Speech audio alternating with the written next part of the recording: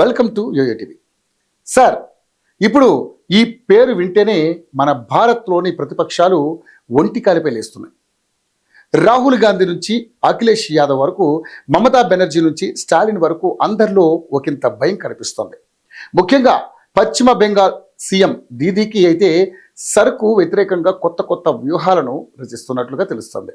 ఇప్పటికే బీహార్ సర్ ప్రక్రియ పారదర్శకంగా జరిగింది. ప్రతి ఓటర్ ఇంటికి వెళ్ళి అన్ని వివరాలను తెలుసుకోవడం జరిగింది. ఈ స్పెషల్ ఇంటెన్సివ్ రివిజన్ గతంలో 2002లో జరిగింది. ఆ తర్వాత మళ్ళీ 2025లో జరుగుతోంది. బీహార్లో పెద్ద ఎత్తున ఫేక్ ఓట్లు బయటపడ్డాయి. దీంతో మిగతా రాష్ట్రాల్లో కూడా ఈ సర్ ప్రక్రియ చేపట్టాలని ప్రజల నుంచి డిమాండ్లు వినిపిస్తున్నాయి. అంతకంటే ముందే ఐఐఎం ఫేక్ ఓటర్లపై సర్వే నిర్వహించింది. అందులో దాదాపు 70 లక్షల వరకు ఫేక్ ఓటర్లు ఉంటారని సర్వే సంస్థ తెలిపింది. ఇక తాజాగా సర్ ప్రక్రియలో కూడా 65 లక్షల ఫేక్ ఓట్లు బయటపడ్డాయి. ఇందులో 35 లక్షల మంది ఎక్కడ ఉన్నారో కూడా తెలియడం లేదు. అంటే ఓటర్ల జాబితాలో వాళ్ళ పేరు ఉంది, కానీ ఇప్పటి వరకు వీళ్ళు ట్రేస్ కాలేదు. అంటే వీళ్ళంతా కూడా బీహార్ నుంచి వెళ్ళి బెంగాల్, మధ్యప్రదేశ్, మహారాష్ట్ర, పంజాబ్, గుజరాత్ ఇలా వేరువేరు రాష్ట్రాల్లో సెటిల్ అయ్యారు. ఒక 22 లక్షల మంది చనిపోయిన వారు ఉన్నారు.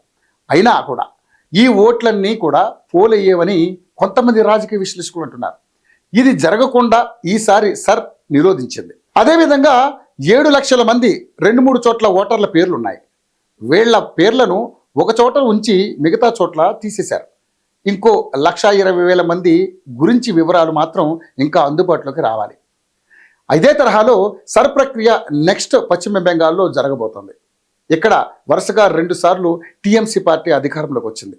2026 అసెంబ్లీ ఎన్నికల్లో మరోసారి గెలిచి హ్యాట్రిక్ కొట్టాలని చూస్తున్నారు. ఈ క్రమంలోనే పెద్ద ఎత్తున ఓటర్ నమోదు ప్రక్రియను చేయించారు. ఇందులో బంగ్లాదేశ్కు చెందిన వారిని కూడా చేర్చారు. అయితే గత 2 పర్యాయాలు టీఎంసీ పార్టీ ఈ ఫేక్ ఓటర్లతోనే గెలిచిందని ప్రచారం జరుగుతోంది. ఈ నేపథ్యంలోనే సర్ ప్రక్రియ జరిగితే భారీ ఎత్తున ఫేక్ ఓటర్లు బయటపడే ఛాన్స్ ఉంది. ఐఐఎం చేసిన సర్వే ప్రకారం చూసుకుంటే బెంగాల్ రాష్ట్రంలో 1 కోటి వరకు ఆ ఫేక్ ఓట్లు బయటకు వస్తాయని తెలిపింది. ఇక దీంతో సర్ ప్రక్రియ జరిగితే ఈ ఓట్లన్నీ కూడా తొలగిపోతాయని, అదే జరిగితే టీఎంసీ ఓటమి ఖాయమని సీఎం మమతా బెనర్జీ సర్ ప్రక్రియను వ్యతిరేకిస్తున్నారు. ఇటీవల ఆగస్టు 8న కేంద్ర ఎన్నికల సంఘం పశ్చిమ బెంగాల్ ఎన్నికల సంఘానికి లేఖ రాశారు. అందులో సర్ ప్రక్రియను నిర్వహించేందుకు మీరు సిద్ధమేనా అని కేంద్ర ఎన్నికల సంఘం బెంగాల్ ఈసీని అడిగింది.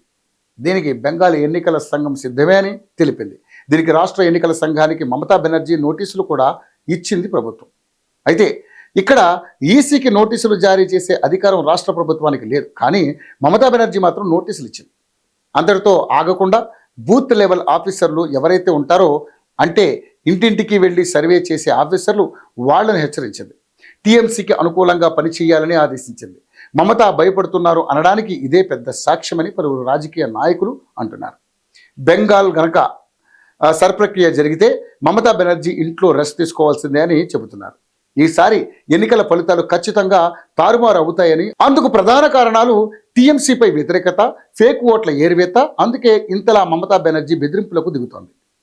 ఇప్పటికే 2,000కు పైగా బంగ్లాదేశీయులను గుర్తించి బెంగాల్ నుంచి పంపించేశారు. సర్ ప్రక్రియ పూర్తయితే అక్కడ కూడా లక్షల్లో ఫేక్ ఓట్లు బయటపడతాయి. ఇవన్నీ జరుగుతున్న కొద్దీ టీఎంసీలో భయం మొదలైంది. ఆ భయంతోనే మమతా బెనర్జీ ఏం మాట్లాడుతున్నారో కూడా తమకే అర్థం కావట్లేదని బీజేపీ నాయకులు అంటున్నారు. మమత ఎన్ని కుట్రలు చేసినా ఈసారి బెంగాల్లో మమతను గద్దెదించడం ఖాయమని అంటున్నారు.